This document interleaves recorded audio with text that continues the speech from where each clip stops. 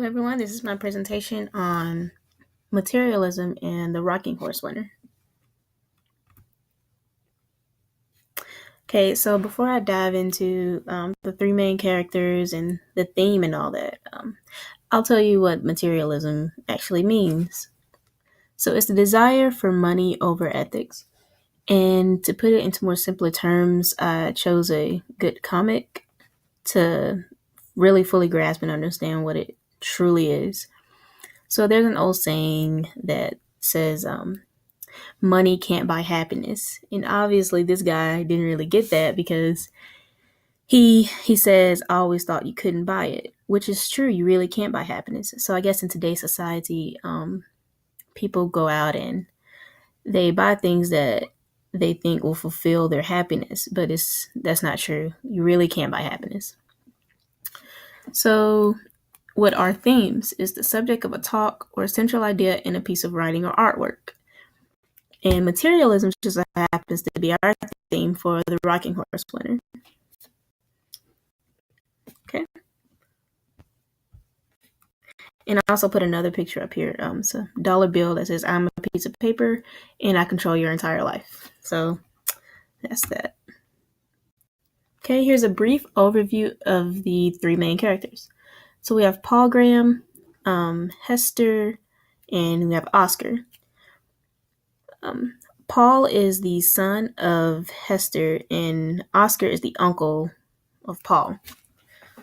So Paul is greedy for luck. He wants his mother to have the money to get whatever she wants.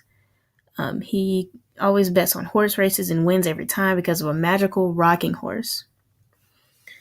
Hester is the mother of Paul. She's greedy and very materialistic in the story. So in my opinion, I believe she was the most materialistic in the story. And after this, I'll have a few quotes that explains how materialistic the household was.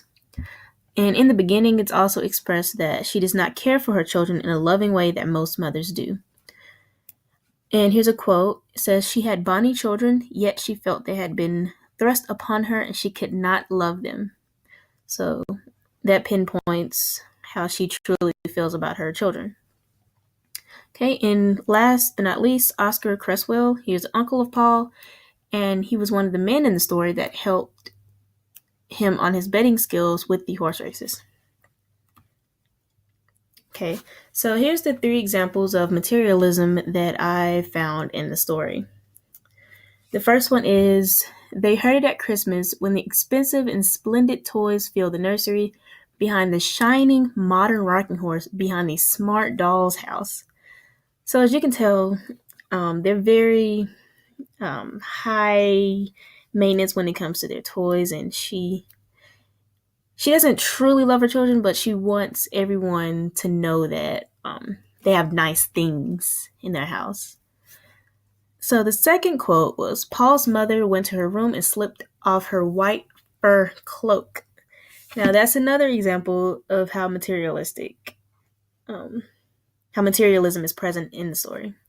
Third one is, they lived in a pleasant house with a garden, and they had discreet servants and felt themselves superior to anyone in the neighborhood.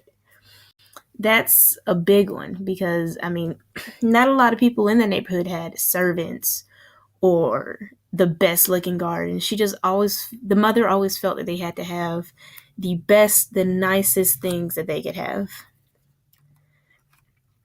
And it was hard for her to do that because, I didn't put the father in the main characters, but in the story, the mother claimed that the father wasn't lucky enough. So that meant that they couldn't have everything that they not necessarily needed, but wanted, which was a huge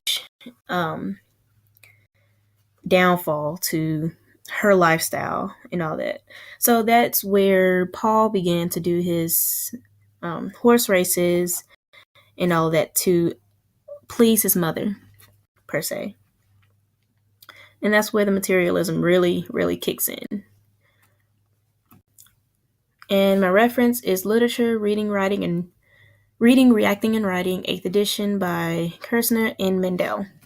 I hope everyone enjoyed the presentation and have a nice day.